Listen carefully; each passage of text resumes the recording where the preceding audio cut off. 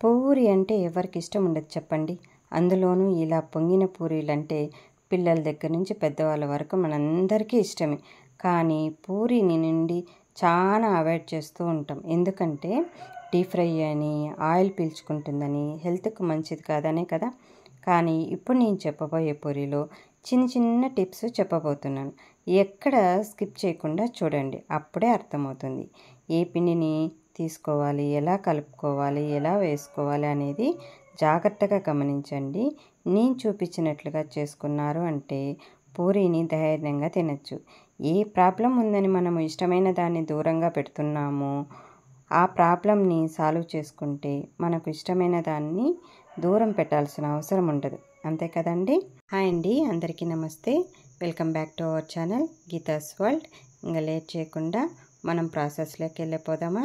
ఫస్ట్గా ఒక బౌల్ తీసుకొని అందులో మన ఇంట్లో వాళ్ళకి ఎంత అవసరమో అంత పిండిని మనం తీసుకుంటాం. ఇక్కడ ఒకటి గమనించండి, నేను తీసుకునింది మైదా పిండో గోధుమ పిండో కాదు. దీన్ని పరోటా పిండి కానీ పూరీ పిండి కానీ అంటారు.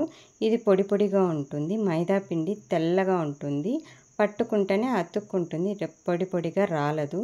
కొంతమంది మైదా పిండి గోధుమ పిండి మిక్స్ చేసి చేసుకుంటూ ఉంటారు. అలా చేసుకోవద్దండి. అలా చేసుకోవడం వల్ల ఏ హెల్త్ కోసమైతే మనం గోధుమ పిండి వాడుతున్నామో ఆ గోధుమ పిండి ఆయిల్ని ఎంత పీలుస్తుందో అది గమనించండి. ఇప్పుడు నేను ఈ పిండిలో కొంచెం సాల్ట్ వేసుకొని దాన్ని బాగా మిక్స్ చేసుకున్నాను. దీన్ని కలిపే ప్రాసెస్ బాగా గమనించండి. ఇది వేసుకున్న తర్వాత సాల్ట్ వేసి కలుపుకున్నాను కదా. తర్వాత ఒక హాఫ్ టీ స్పూన్ కానీ ఒక 1 టీ స్పూన్ కానీ ఆయిల్ వేసుకొని ఉండలు లేకుండా బాగా కలిపేసుకోవాలి. తర్వాత 1 స్పూను పెరుగు వేసుకుంటున్నాను.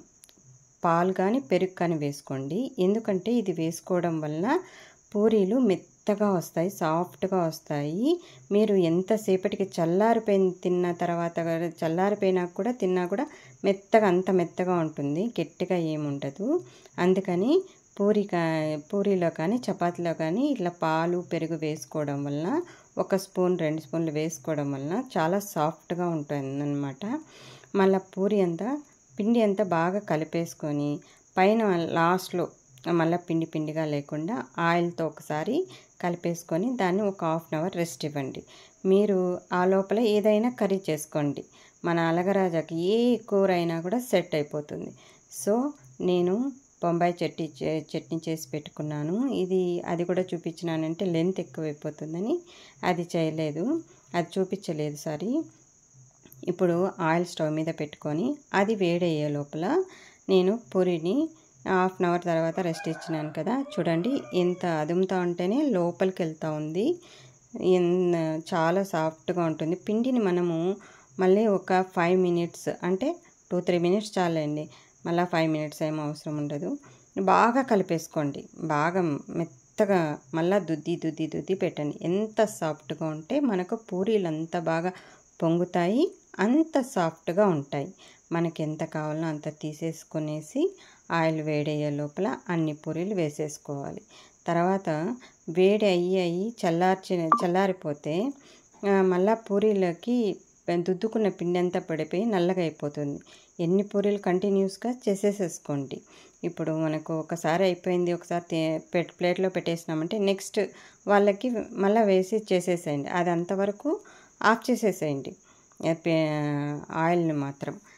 పిండిని నేను దుద్దేది చూడండి ఎట్లా దుద్దుతాను అనేది. పూరిని అంత ఇదిగా దుద్దుకోవాలి.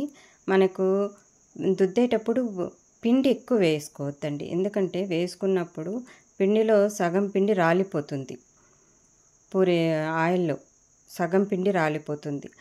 రాలిపోయినప్పుడు అది వేడెక్కి అదేమవుతుందంటే నల్లగా మాడిపోయినట్లయితుంది. లాస్ట్ పూరీలు ఇంకెవరన్నా ఇంట్లో పెద్దవాళ్ళకి, మన వాళ్ళకి, హస్బెండ్కి కానీ ఇంట్లో వాళ్ళకి పెట్టినంటే అట్లా ఒకసారి చూస్తారు, అయిపోతాం. ఎందుకు వచ్చిన గొడవ? మనము పూరీని దానికి తగినట్లుగా వేసుకోండి. అంటుకోకూడదు, దానికి ఇది కింద అంటుకోకూడదు, దుద్దేటప్పుడు అంటుకోకూడదు. ఈ మందంతో దుద్దుకోవాలి. పల్చగా దుద్దుకోకూడదు. పల్చగా దుద్దుకుంటే అప్పడంలాగా అవుతుంది. అది గుర్తుపెట్టుకోండి. మనం ఇంట్లో చేసుకునే పూరీలు బయట చేసుకునే వాటితో కంపేర్ చేసుకొని పెద్దవిగా కావాలని చేసుకున్నామంటే దెబ్బ అయిపోతాము. ఎంతవరకు మన అరచేయంత వరకు చేసుకున్నారంటే పూరీలు చాలా బాగా పొంగుతాయి. పూరీలు సరిగ్గా పొంగని వాళ్ళు మాత్రము చిన్న సైజు నుంచి ట్రై చేయండి. చాలా బాగా పొంగుతాయి. ఎక్కువ అవసరం లేదు. ఇట్లా వేస్తే ఆయిల్లో వేయంగానే లైట్గా ఒత్తాలన్నమాట సైడ్లో పూరీని. లైట్గా అట్లా ఒత్తినప్పుడు అలా పొంగుతుంది.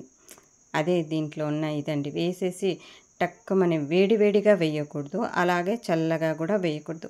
దీన్ని మీడియంలోనే మనం వేడి చేసుకొని పూరీలు వేసుకోవాలి. అప్పుడే మనకు పొంగుతాయి. హై ఫ్లేమ్ మీద వేసినామనుకోండి టక్కుమని మాడిపోతాయి. దీన్ని సిమ్లో పెట్టేసి సరిగ్గా దీనికి కావాల్సినంత హీట్ దొరకలేదంటే ఇది కూడా మాడిపోతుంది, అంటే గట్టిగా అయిపోతాయి. అది ఉండి ఇంకా అవ్వలేదు, ఇంకా రెడ్గా అవ్వలేదు, వైట్గా పెట్టి తెల్లగా అట్లే ఉండిపోతాయి. సో ఇది పరోటా పిండి తీసుకోవడం వలన ఏంటంటే ఆయిల్ ఎక్కువ పీల్చదండి.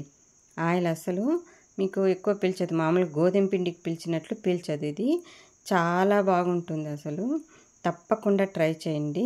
నేనైతే దీన్ని ఆల్ ఇన్ ఆల్ అల్గరాజా అంటానండి. ఎందుకంటే ఇది చికెన్ లెగ్ కానీ మటన్ లెగ్ కానీ చెప్పాల్సిన పని ఉండదు. చేసే వాళ్ళకి ఉండాలి కానీ ఓపిక, తినే వాళ్ళకి తింటా అంటే కరిగిపోతుంది. అట్లనే ఎన్ని తింటామో లెక్క లేకుండా తింటాము. నా వెజిటేరియన్ వాళ్ళకి కూడా ఏం తగ్గదండి, అంతే టేస్ట్ ఇస్తుంది, ఎక్కడా తగ్గదు టేస్ట్లో మాత్రం. ఈవెన్ పచ్చడి పప్పులకి కూడా అంత బాగుంటుంది. తప్పకుండా ఈ విధంగా చేసుకొని తినండి, ట్రై చేయండి. Thanks for watching.